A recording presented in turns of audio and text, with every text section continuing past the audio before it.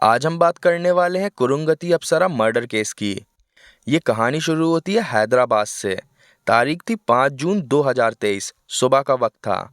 हैदराबाद के Rajiv Gandhi international airport police station में रोज की ही तरह काम चल रहा था। पुलिस ऑफिसर्स अपनी फाइल्स में बिजी थे। कुछ लोग कंप्लेंट्स लिखवा रहे थे, कुछ कांस्टेबल्स ड्यूटी चेंज कर रहे थे। तभी थाने के गेट से एक आदमी अंदर आता है। सफेद कपड़े पहने हुए, शरीर पर बिल्कुल साफ वस्त्र, गले में रुद्राक्ष की माला और माथे पर तिलक। देखने में बिल्कुल एक धार्मिक व्यक्ति। उसकी आंखों में घबराहट थी और चेहरे पर बेचैनी। पुलिस डेस्क पर पहुंचकर वो अपना नाम बताता है, अय्यागिरी साई कृष्णा, उम्र लगभग 36 साल। प्रोफेशन के तौर पर वो खुद को हैदराबाद के सरूर नगर इलाके के एक मंदिर का पुजारी बताता है। अय्यागिरी पुलिस को कहता है कि उसकी 30 साल की भांजी कुरुंगती अप्सरा पिछले 2 दिन से लापता है। ना कोई कॉल, ना कोई मैसेज और ना कोई कांटेक्ट। मोबाइल फोन लगातार स्विच ऑफ आ रहा था। पुलिस के लिए ये शुरू में एक नॉर्मल मिसिंग कंप्लेंट थी। एक जवान लड़की घर से गायब है और अभी कांटेक्ट में नहीं है। लेकिन जो बात वो आगे बोलता है, उससे पुलिस के कान खड़े हो जाते हैं। अय्यागिरी खुद वो आखिरी व्यक्ति था जो अप्सरा के साथ देखा गया था, और ये बात उसने पुलिस को खुद बताई थी। अय्यागिरी का कहना था कि 3 जून 2023 की रात वो अप्सरा को अपनी कार में घर से लेकर निकला था, शमशाबाद इलाके तक के लिए। वहां से अप्सरा को भद्राचलम जाना था, जहां उसके कुछ दोस्त पहले से ही मौजूद थे। अय्यागिरी के मुताबिक वो ड्रॉप करने के बाद सीधा अपने घर आ गया था। उसके बाद जब उसने अप्सरा को फ़ोन लगाया तो फ़ोन स्विच ऑफ आने लगा। फ़ोन रात भर से लेकर अगले दिन तक स्विच ऑफ ही आ रहा था। पुलिस ऑफिसर्स कंप्लेंट लिखते वक्त एक एक डिटेल ध्यान से नोट करते हैं, टाइम, लोकेशन, राउट, क्योंकि जब कंप्लेंट करने वाला व्यक्ति वो आखिरी इंसान हो जो गायब हुए व्यक्ति के साथ देखा गया हो, तो केस आसान नहीं होता। पुलिस सबसे पहले अप्सरा के परिवार से मिलने का निर्णय लेती है। अप्सरा के घर में सिर्फ अप्सरा, उसकी माँ और उसका मामा अय्यागिरी साई कृष्णा ही थे। अप्सरा की माँ अरुणा से पूछताछ होती है। पुलिस का सवाल सीधा था, आखिरी बार अप्सरा किसके साथ देखी गई थी? अरुणा पुलिस के सामने अय्यागिरी की बात की पुष्टि करती है। वो बताती है कि अप्सरा अक्सर अपने मामा अय्यागिरी के साथ कहीं भी चली जाती थी। इसी पुष्टि के साथ पुलिस का फोकस सीधा अय्यागिरी पर जाता है। पुलिस अय्यागिरी से दोबारा पूछताछ करती है। फिर पुलिस उसके बताए हुए पिकअप और ड्रॉप पॉइंट्स मैप पर मार्क करती है। पिकअप पॉइंट था अप्सरा का घर और ड्रॉप पॉइंट था शमशाबाद की एक लोकेशन। दोनों के बीच की दूरी लगभग 21 किलोमीटर थी। पुलिस जानती थी कि इस पूरे राउट पर highway, toll booth, petrol pumps और कमर्शियल बिल्डिंग्स हैं, और इसका मतलब ये था कि सीसीटीवी कैमरास की कोई कमी नहीं थी।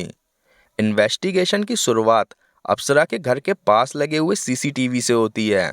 फुटेज चेक की जाती है और वहां साफ साफ देखने को मिलता है।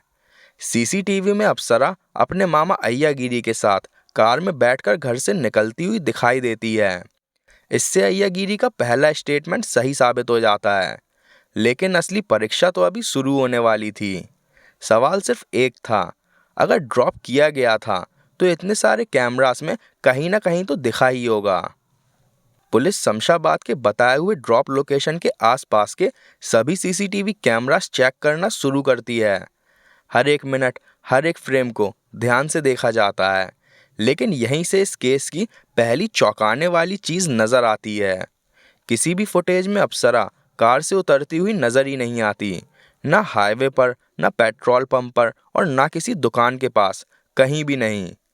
पुलिस अब सर्च एरिया बढ़ाती है और ड्रॉप लोकेशन से आगे के एरियाज, ऑल्टरनेट राउट्स, सभी के सीसीटीवी कैमरास को चेक किया जाता है। लेकिन नतीजा वही होता है, अप्सरा कहीं नहीं दिखती। यहाँ से पुलिस को ये बात बिल्कुल साफ हो जाती है, एक लड़की इतनी सीसीटीवी कैमरास के बीच से बिना एक भी फ्रेम में नजर आए गायब नहीं हो सकती। कहानी में कुछ तो गड़बड़ है। इसी पॉइंट पर कुरुंगती अप्सरा का केस एक मिसिंग पर्सन केस से शिफ्ट होकर क्राइम में बदल जाता है, और पुलिस के लिए सबसे बड़ा सवाल अब सिर्फ एक रह जाता है, अय्यागिरी सच बोल रहा है या सिर्फ कहानी सुना रहा है। अब पुलिस इन्वेस्टिगेशन लोकेशन पर नहीं बल्कि लोगों की तरफ मोड़ देती है। पुलिस अप्सरा के दोस्तों से पूछताछ करने का फैसला करती है। कॉल रिकॉर्ड्स निकाले जाते हैं, कॉन्टैक्ट्स ट्रेस किए जाते हैं। एक एक दोस्त से अलग अलग बात होती है। सीधा सवाल पूछे जाते हैं, 3 जून की रात क्या अप्सरा से मिलने का कोई प्लान था? सबका जवाब लगभग एक जैसा ही होता है, नहीं। ना कोई ट्रिप प्लान थी, ना कोई मीटअप, ना शमशाबाद के आसपास और ना भद्राचलम में। किसी भी दोस्त ने अप्सरा को उस रात मिलने के लिए बुलाया ही नहीं था। और ये बात पुलिस के लिए सबसे महत्वपूर्ण सबूत बन जाती है। अगर दोस्तों से मिलने का कोई प्लान नहीं था तो ड्रॉप किसके लिए किया था? यहीं से पुलिस का शक पूरी तरह से अय्यागिरी पर टिक जाता है, क्योंकि जो वजह उसने बताई थी वो वजह तो मौजूद ही नहीं थी। पुलिस अय्यागिरी को दोबारा थाने बुलाती है। इस बार फॉर्मल नहीं, इस बार सख्ती के साथ बात होती है। टोन बदल चुका था, सवाल तीखे हो चुके थे। दोस्त कौन थे? नाम बताओ। मिलना कहाँ था? प्लान किसने बनाया था? अय्यागिरी पहले बातों को घुमाता है। कभी कहता कि याद नहीं, कभी कहता कि लास्ट मोमेंट का प्लान था, फिर एक नया लोकेशन बताता। पुलिस तुरंत पकड़ लेती है। स्टेटमेंट्स लगातार बदल रहे थे। ये कोई आम बात नहीं थी, ये एक सोची समझी कहानी थी। पुलिस दबाव और बढ़ाती है। टाइम गैप्स, सीसीटीवी में ना दिखना, दोस्तों के बयान, सब कुछ अय्यागिरी के खिलाफ जा रहा था। कुछ घंटों की लगातार पूछताछ के बाद अय्यागिरी थकने लगता है और फिर वो पॉइंट पर आता है। अय्यागिरी पुलिस के सामने बैठकर सारा सच बोल देता है। वो मानता है कि उसने अप्सरा को कहीं भी ड्रॉप नहीं किया था। फिर वो बोलता है कि उसने अप्सरा का मर्डर किया है। अब अय्यागिरी पुलिस को पूरी कहानी बताता है। 3 जून 2023 की रात वो अप्सरा को लॉन्ग ड्राइव के बहाने से घर से बाहर लेकर गया था। फिर उसने कार शमशाबाद के एक सुनसान इलाके की तरफ मोड़ दी। हाईवे से दूर पहाड़ी रास्ता था, चारों तरफ बस अंधेरा ही था। वहाँ एक छोटी सी पहाड़ी पर कार रोकी जाती है। फिर दोनों के बीच में बातचीत होती है, जो कि कुछ देर में ही बहस में बदल जाती है। अप्सरा उस पर दबाव बना रही थी, जिससे अय्यागिरी को गुस्सा आ गया था और फिर गुस्से में उसने काबू खो दिया। अय्यागिरी गुस्से में जमीन से एक बड़ा सा पत्थर उठाता है और पूरी ताकत से अप्सरा के चेहरे पर मार देता है। एक बार में ही वो बेसुध हो जाती है, लेकिन अय्यागिरी फिर भी नहीं रुकता। वो लगातार पत्थर से चेहरे पर वार करता है। वो इतनी बार अप्सरा के चेहरे पर वार करता है कि वो पहचानने में आना बंद हो जाता है। अय्यागिरी तब तक मारता रहता है जब तक उसे ये यकीन नहीं हो जाता कि अप्सरा मर चुकी है। पुलिस सब कुछ सुनकर समझ जाती है, ये कोई हादसा नहीं था, ये गुस्से में हुई झड़प थी, जिसका नतीजा अप्सरा को भुगतना पड़ा। सच सामने आने के बाद पुलिस का अगला फोकस सिर्फ एक चीज पर होता है, मोटिव। क्योंकि बिना वजह किसी मामा को अपनी भांजी पर इतना गुस्सा आ ही नहीं सकता कि वो उसकी जान ही ले ले। पुलिस अब अय्यागिरी से हत्या की वजह गहराई से पूछना शुरू करती है।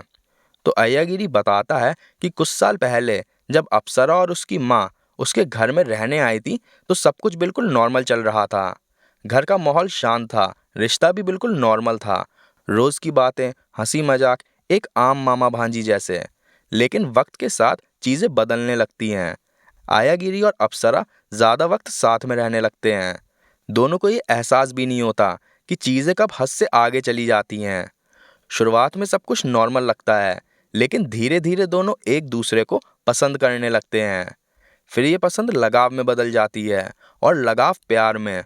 इसी दौरान दोनों के बीच में छुपके छुपके जिस्मानी संबंध बनना भी शुरू हो जाते हैं। अप्सरा की माँ घर में ही होती थी, लेकिन सब कुछ उसकी नाक के नीचे ही हो रहा था। कुछ वक्त तक ये रिश्ता छुपा रहता है, सब कुछ कंट्रोल में लगता है। फिर एक दिन सब कुछ पलट जाता है। अप्सरा प्रेग्नेंट हो जाती है। ये बात अय्यागिरी को अंदर तक हिला देती है। अब रिश्ता सिर्फ गलत नहीं, खतरनाक हो चुका था। प्रेगनेंसी के बाद अप्सरा अय्यागिरी पर शादी का दबाव बनाना शुरू कर देती है। वो जानती थी कि अय्यागिरी पहले से ही शादीशुदा था। वो ये भी जानती थी कि वो 2 बच्चों का पिता था, लेकिन अप्सरा मानने को तैयार ही नहीं होती।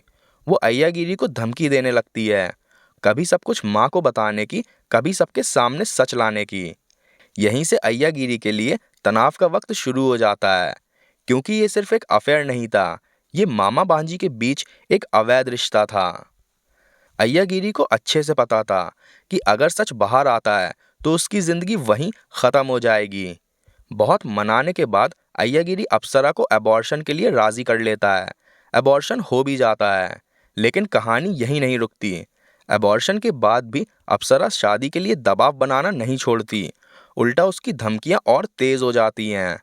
अय्यागिरी अंदर ही अंदर टूटने लगता है।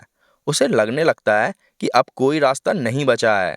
इसी डर और दबाव के चलते 3 जून 2023 की रात वो अप्सरा को लॉन्ग ड्राइव के बहाने से घर से बाहर ले जाता है।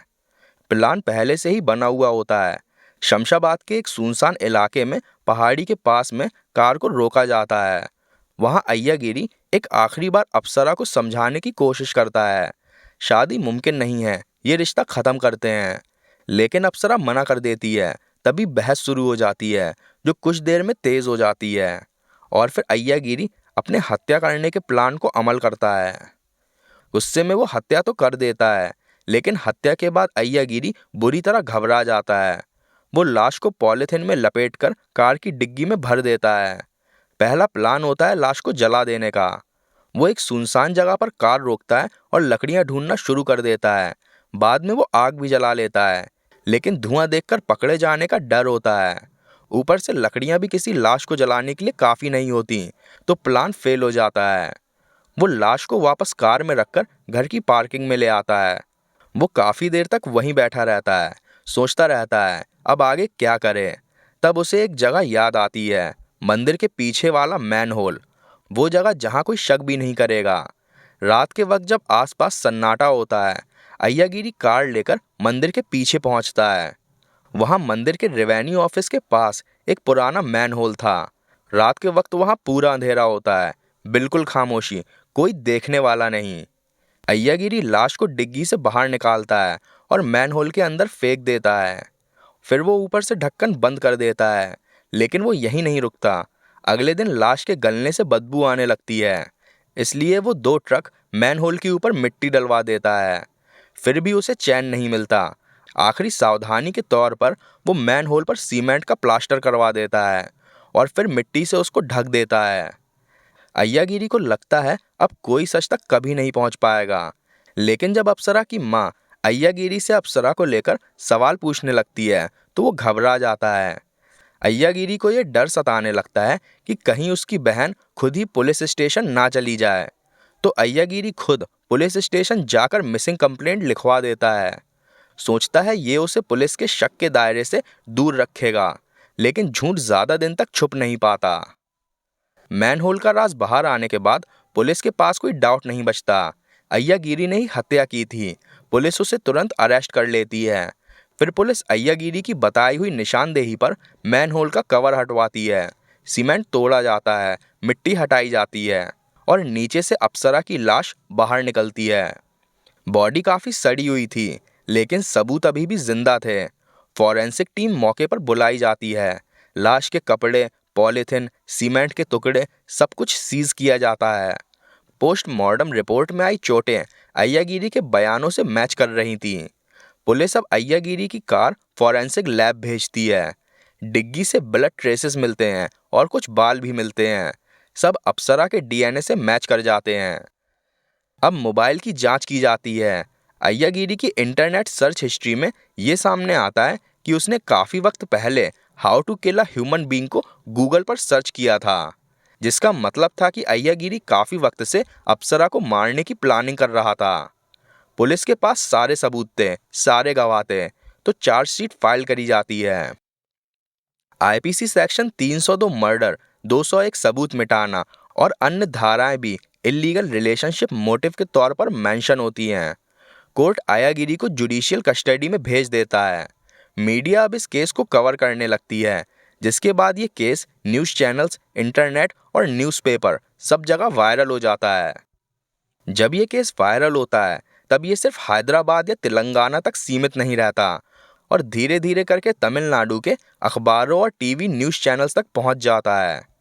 और यहीं से कुछ और भी ज़्यादा चौंकाने वाला सामने आता है। तमिलनाडु के एक शहर में धनालक्ष्मी नाम की एक औरत टीवी पर न्यूज़ देख रही होती है। स्क्रीन पर अप्सरा की फोटो आती है, नाम लिखा होता है। जैसे ही धनालक्ष्मी चेहरा ध्यान से देखती है, उसके पैरों तले ज़मीन खिसक जाती है। उसे तुरंत समझ आ जाता है कि जिस लड़की का मर्डर हुआ है वो कोई और नहीं बल्कि उसकी बहू है। वही बहू जिसकी वजह से उसका बेटा अपनी जान लेने पर मजबूर हुआ था। धनालक्ष्मी बिना वक्त गवाए पुलिस को कांटेक्ट करती है और उन्हें पूरी कहानी बताती है। वो बताती है कि अप्सरा की शादी कुछ साल पहले उसके बेटे कार्तिक राजा से हुई थी। कार्तिक राजा कोयम्बटूर का रहने वाला था और एक सॉफ्टवेयर इंजीनियर था। वो एक बड़ी आईटी कंपनी में जॉब करता था और सैलरी भी अच्छी खासी थी। शादी के बाद शुरुआत में सब नॉर्मल था, लेकिन कुछ ही वक्त बाद अप्सरा की माँ अरुणा भी उसके साथ रहने लगती है। यहीं से दिक्कतें शुरू हो जाती हैं। अप्सरा और उसकी माँ मिलकर कार्तिक के पैसों को बेहिसाब खर्च करने लगती हैं। 5 स्टार होटल्स, महंगी शॉपिंग्स और महंगी ज्वेलरियाँ खरीदना वो शुरू कर देती हैं। धीरे धीरे कार्तिक की आर्थिक हालत बिगड़ने लगती है। उनकी मांगे पूरी करने के लिए कार्तिक मजबूरी में 25 लाख का लोन ले लेता है। लेकिन जब पैसा फिर भी कम पड़ने लगता है तो कार्तिक हिम्मत जुटाकर पैसे देने से मना कर देता है। बस यहीं से मामला और बिगड़ जाता है। अप्सरा अपनी माँ अरुणा के कहने पर कार्तिक के खिलाफ दहेज उत्पीड़न का फर्जी केस दर्ज करवा देती है। पुलिस केस रजिस्टर करती है और कार्तिक को अरेस्ट कर लिया जाता है। कार्तिक लगभग 15 दिन के लिए जेल में रहता है और जब वो बेल पर बाहर आता है तो समाज उसे गुनहगार की नज़र से देखने लगता है। लोगों के ताने, बदनामी और शर्मिंदगी ये सब कार्तिक बर्दाश्त नहीं कर पाता और आखिरकार वो फांसी लगाकर आत्महत्या कर लेता है। जब कार्तिक की मौत की खबर अप्सरा और उसकी माँ को मिलती है तो वो दोनों रात भर में गहने और पैसे समेटकर तमिलनाडु छोड़ देती हैं। दोनों सीधा हैदराबाद पहुंच जाती हैं और वहां अय्यागिरी के पास रहने लगती हैं। बाद में जब ये पूरी कहानी मीडिया की मदद से बाहर आती है तो ये केस और भी ज़्यादा वायरल हो जाता है। लोग अप्सरा की ज़िंदगी के छुपे हुए राज जानने लगते हैं और जब लोगों को ये सब पता चलता है तो कई लोग इस मर्डर को सिर्फ क्राइम नहीं बल्कि एक्ट ऑफ कर्मा कहने लगते हैं। फिलहाल ये केस कोर्ट में चल रहा है और आखिरी फैसला आना अभी बाकी है। तो दोस्तों, इस घटना को बताने का मकसद किसी को तकलीफ पहुंचाना नहीं बल्कि आप सबको सावधान करना है ताकि आपके साथ या आपके किसी करीबी के साथ कभी भी ऐसा कुछ ना हो। आपके क्या विचार हैं इस केस के बारे में हमें कमेंट करके बताइए। अगर आपको हमारी ये मेहनत पसंद आई हो तो वीडियो को लाइक करिए, शेयर करिए और चैनल को सब्सक्राइब करना ना भूलिए। धन्यवाद।